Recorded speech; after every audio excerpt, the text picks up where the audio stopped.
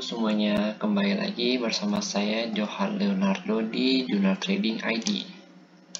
Jadi pada kesempatan kali ini saya akan bahas lagi untuk update analisa dari gold ya atau XAUUSD. Seperti biasa di sini kita akan lihat dulu untuk candle hariannya bahwa di sini terjadi doji lagi guys. Dan kita bisa lihat pergerakannya ya hampir sama-sama ya kayak kemarin ya, range-nya ya. Nih, kita gedein dulu. Tuh, jadi pergerakannya itu hampir sama-sama aja kayak kemarin, cuma bedanya kalau kita perhatikan di sini lebih detail. Dia itu yang ini agak naik ke atas guys tuh. Ini juga agak naik ke atas. Jadi dia tuh kayak berusaha ngebentuk suatu pola segitiga gitu loh nanti. Begini, disuruhnya begini. Sampai pada nanti yang dikerucut-kerucutnya ya. Baru tuh dia mutusin mau naikin atau mau turunin. Biasanya begitu guys, cuma kan karena ini candle harian jadi ya mungkin prosesnya itu cukup lama nanti, tapi kita lihat aja nanti ya benar atau enggaknya. Jadi kan ini doji nih, kita langsung lihat aja nih apa yang terjadi di dalam candle doji ini. Pasti mantap sekali ini guys, kita lihat ya langsung. Nah di candle 4 jamnya doji lagi guys ternyata. Kita langsung aja masuk ke analisanya. Oh iya, bagi yang mau nonton analisa yang pada hari kemarin ya, hari kemarin itu nanti saya akan taruh di pojok kanan atas seperti biasa. Dan yang mau nonton ulang ya silakan untuk mendengarkan penjelasannya kembali supaya bisa nyambung ya ke video ini. Tapi pada video kali ini ya saya ada sedikit perompakan dari mapping yang kemarin saya buat. Saya sudah benarkan sedikit mappingnya. Kenapa dibenerin? Karena saya menyesuaikan kembali dengan harga pergerakan di pasar. Jadi mappingnya itu perlu diperbarui kembali guys. Oke, langsung aja. Sini ada beberapa yang saya ubah, seperti yang di bawah ini saya kecilkan. Lalu yang di sini saya hilangin ya kan. Biasa ini kan ada kotak kayak video kemarin itu. Ada kayak kotak-kotak itu. Nah itu saya hilangin. Saya ganti garis ini aja supaya kita lebih gampang untuk lihatnya. Lalu saya ganti di sini garis kotaknya ini. Kenapa di sini? Nanti saya akan jelaskan di time frame yang lebih rendah. Oke, jadi kalau di time frame yang lebih besar ini nggak kelihatan dia kenapa sini ada kotak-kotak ini. Karena kotak-kotak ini yang berfungsi untuk di time frame yang lebih rendah nantinya, yang akan saya jelasin nanti. Kalau dilihat dari pergerakan 4 jamnya ini, wah di sini nih pasti banyak yang scalping nih. Naik turun dari 1787 ya, atau 1784. Terus di 1800 pasti banyak yang scalping tadi pas peluncuran berita yang Bank Sentral Eropa itu. Terus kita nggak bahas berita itu dulu karena yang kita fokus di sini adalah pergerakan dari si XAUUSD ini ya.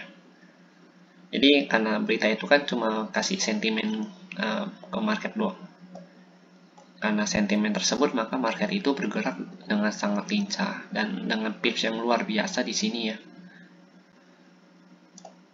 Kalau kita perhatikan di sini di candle 4 jam, semenjak gold tidak bisa menembus si 1830 ini, kita bisa tahu bahwa gold ini terjun langsung dan menembus si base yang di atas ini kan, yang kemarin saya kasih tahu itu. Lalu di sini dia berusaha bentuk base lagi, cuma ya base-nya kecil, jadi saya kasih garis-garis ini aja untuk base-nya. Kenapa saya bisa kasih garis di sini? Nah, ini sebenarnya adalah batas dari pergerakan dia.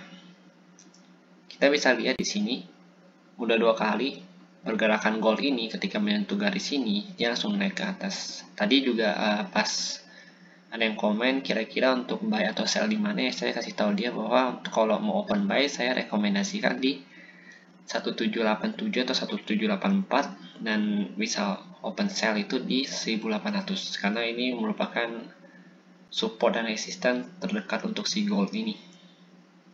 Lalu kalau kita perhatikan di sini, karena range dia yang cukup besar ini, dan ini kan di candle 4 jam ya, jadi doji semua yang kita lihat. Kita langsung ganti aja ke candle yang lebih rendah time frame-nya.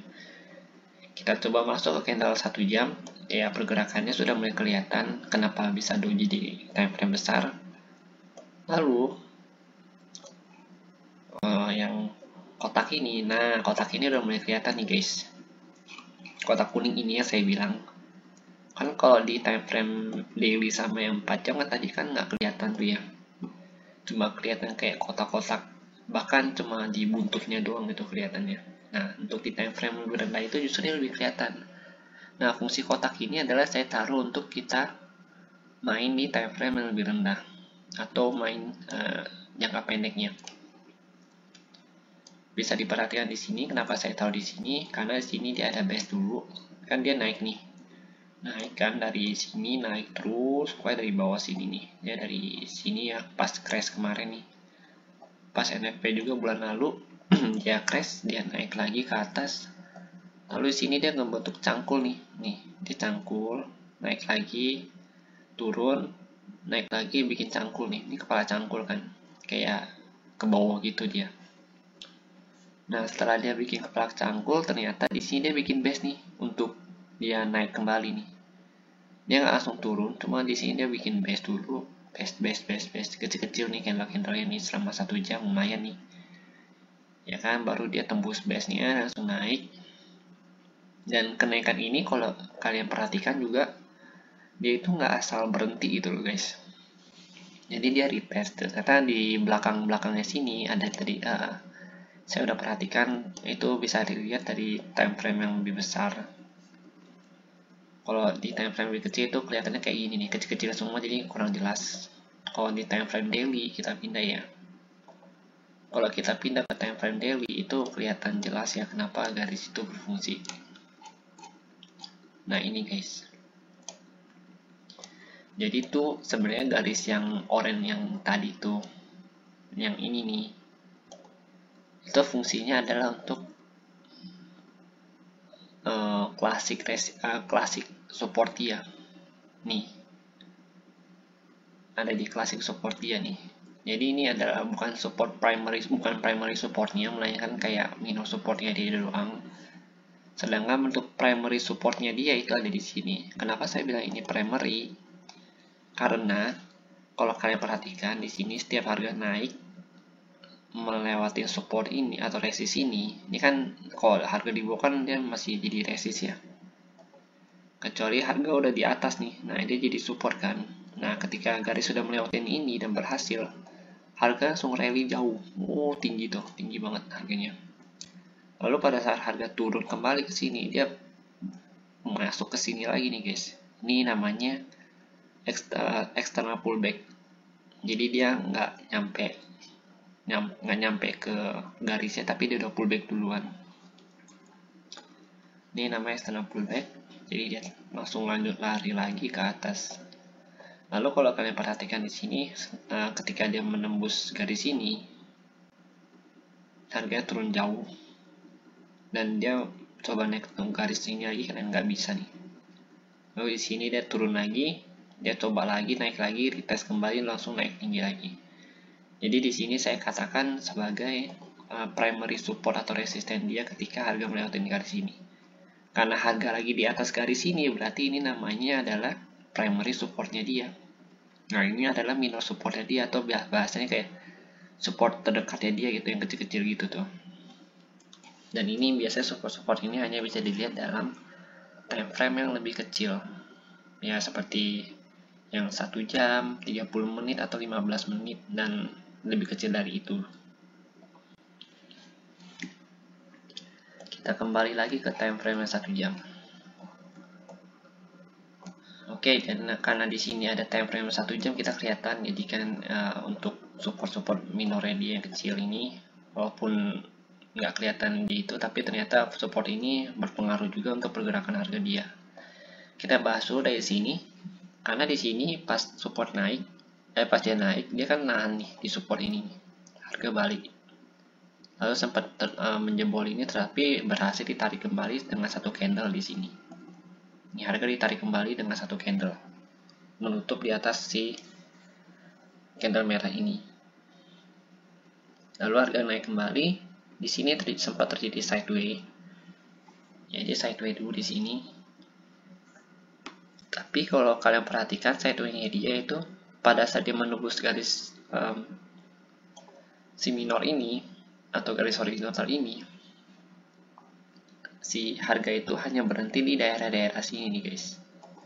Nah, dia hanya berhenti di atas-atas si base dia ini. Berarti base-nya ini sebagai penopang harga dia untuk saat ini. Kalian bisa lihat kan tuh, udah beberapa kali dia coba dia jatuh, tapi harga berhasil dinaikkan kembali di base ini dan naik kembali ke support, naik tinggi lagi di sini, ya kan, dia tes lagi, naik tinggi lagi, bikin support, bikin base lagi di atas. Base-nya ini sebenarnya nyambung dengan base yang di sini guys, base lama dia sebelum dia crash. Jadi ini dia buat base, dia bukan buat base sih bahasanya, kayak nerusin base dia yang udah ada di situnya. Terus dia naik kembali karena dia belum bisa menembus area 1800 ini, jadi dia turun kembali, langsung menembus ya. Di sini dia sempat retest kembali di base cuma gagal. Ya udah, nih udah confirm ya, kalau yang ini close di bawah berarti confirm kita bisa open sell dan harga berhasil masuk ke sini. Oke, kenapa lagi di sini ada semacam garis kecil lagi? Nah, kalian masih bingung kan, kenapa banyak banget sih garis-garis di sini? Ini juga kenapa ada garis di sini, ya kan? Kenapa kita nggak bikin garis tuh yang jauh-jauh aja gitu? Yang nggak begitu sih sebenarnya. Karena garis ini fungsinya adalah untuk kita bermain di time frame lebih rendah lagi. Contohnya, saya buka time frame yang M30 ya. Nih, kita bermain di M30 guys. Kalau untuk garis-garis kecil ini fungsinya adalah untuk di time frame rendah. Jadi di sini ketika harga menembus ini, kita bisa perhatikan bahwa di sini harga nggak turun ya, tapi ditahan, semacam ditahan di suatu support. Nah, saya sempat cari di belakang-belakang lagi, ternyata dia berasal dari sini, dari tatakan harga yang ini, yang atas ini. Karena kan kalau saya pakai garis horizontal terus ini, misalkan saya pakai garis horizontal kan nanti chartnya jadi kayak berantakan gitu tuh, jadi kayak berantakan gitu kan. Walaupun dengan garis horizontal ini kita bisa lebih tahu gitu loh, oh di sini nih harganya mantul, di sini harganya mantul. Tapi ya itu otomatis membuat chart kita lebih berantakan. Jadi ya lebih baik kita pakai garis-garis yang kecil aja gitu.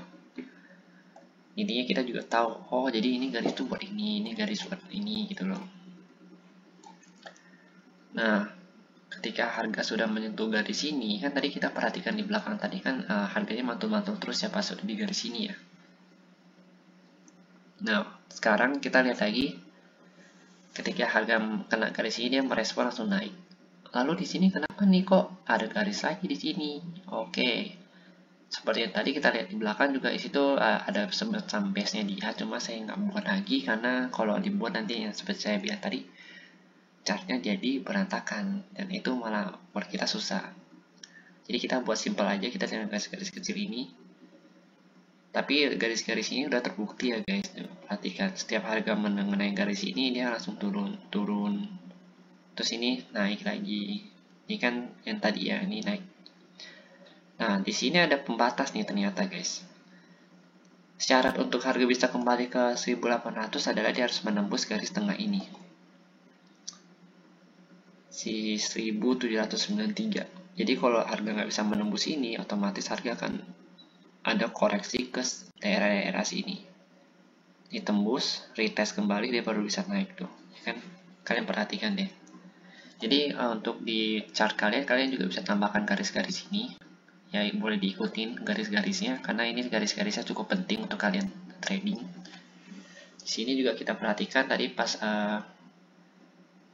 dia turun di sini juga sempat breakout garis ini, cuma langsung ditarik ke atas lagi dan hampir mengenai si 1800 ini guys. Baru dia turun lagi dan berhasil bertahan di garis yang ini. di 1784. Ini yang seperti tadi saya sarankan untuk area buy dan ini untuk area sell. Kalau selama dia tidak menembus dan selama dia ada konfirmasi untuk reversal. Tapi kalau misalkan kalian lihat pada saat dia sudah mendekati kedua garis ini dan nggak ada konfirmasi reversal, itu lebih baik jangan take action sama sekali karena cukup berbahaya, bisa ditarik ke sini dan bisa ditarik ke sini nantinya. Jadi kita pastikan dulu ya. Nah, seperti ini nih. Ini kan dia ada rejection ya. Dia ada rejection 1, ini ada rejection 2. Nah, rejection ini harus kita perhatikan kembali. Apakah nanti candle yang selanjutnya itu atau candle ini tutup di bawah garis ini. Kalau misalkan tutup di bawah garis ini, kita bisa indikasikan kalau ini sudah konfirmasi untuk sell. Cuma kan kalau kita perhatikan di sini kan ini kan bentuknya semacam doji ya. Semacam doji. Jadi untuk konfirmasi pun kita masih butuh satu candle lagi. Karena ini candle doji. Kita tidak bisa mengambil kesimpulan kalau misalkan candlenya masih candle doji. Misalkan nih ya, candle selanjutnya itu dia merah, jebret. Nih kayak ini merah nih. Ini kan doji nih merah, jebret. Nah, itu udah konfirmasi itu. Kita bisa open sell di sini.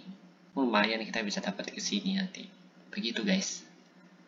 Jadi trading tuh kita harus main safe trading aja. Kita jangan terlalu galak-galak di tradingnya. Karena kasihan margin kita juga kalau terlalu galak. Semuanya harus dikalkulasikan dengan baik. Jadi kalau misalkan harga nggak bisa menembus garis ini, otomatis harga akan kembali ke sini. Dan kalian harus hati-hati ketika dia di sini. Dia bisa ya turun ke sini. Yang seperti saya bilang tadi, ketika harga turun, dia biasanya mantul daerah-daerah sini nih, seperti yang ini jadinya nanti. Oke. Terus bisa aja mungkin ketika harga udah, ini saya panjangin dulu ke sini. Ini bisa aja dia harganya dia tembus ini breakout. Nah, di sini kalian juga harus hati-hati nih. Dia udah ada konfirmasi apa belum? Kalau belum ada konfirmasi, kalian jangan entry, takutnya harga ditarik aja ke sini. Jadi, begitu ya guys. Kita harus hati-hati dalam trading call. Intinya, kedua garis ini adalah garis penting. Ketiga garis ini adalah garis penting untuk kalian trading gold dalam waktu-waktu ini. Dan ini masih berlaku mungkin sampai Jumat selama dia belum menembus kedua garis ini. Oke? Jadi segitu dulu penjelasan saya untuk gold ini, dan jika memang ada salah ya bisa kalian tambahkan di kolom komentar seperti biasa, dan jika memang ada yang ditambahkan atau ada yang kurang juga silakan kalian komen di kolom komentar. Dan jika suka dengan videonya, jangan lupa di like dan juga subscribe channel YouTube saya supaya saya bisa lebih semangat lagi dan bisa lebih baik lagi ke depan dalam membuat video analisa seperti ini. Terima kasih dan sampai jumpa di video berikutnya. Bye bye.